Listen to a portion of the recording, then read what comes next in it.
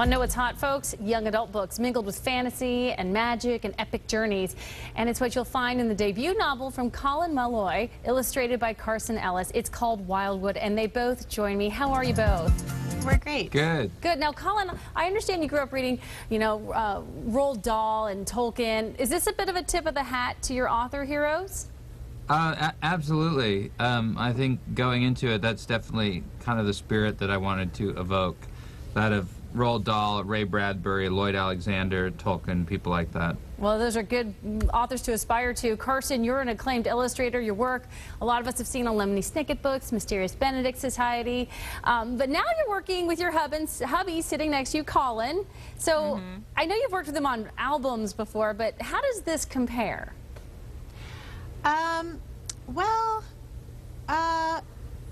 It compares well. It's really Good. fun. I mean, it's such a totally different process, illustrating, coming up with album art ideas. You're just kind of, it's so much more abstract. You can kind of do anything. So you start with like limitless possibilities, and then you just sort of hash it out until you've come up with an idea that you think works for the record.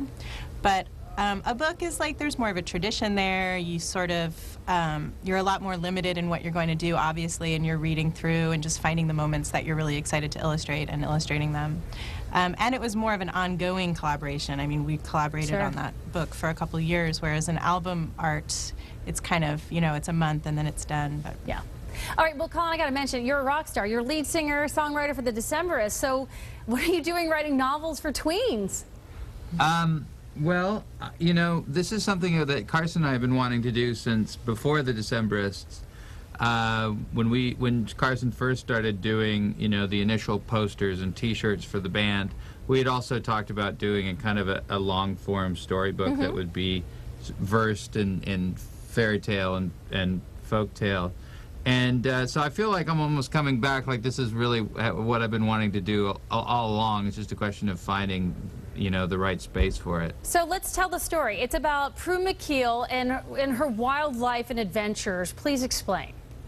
Well, it's set in a reimagined version of Portland, Oregon, where the 5,000-acre city park called Forest Park, that's on the western boundary of the city, is called the Impassable Wilderness to the people who live there, and nobody goes in. It's kind of a forbidden forest.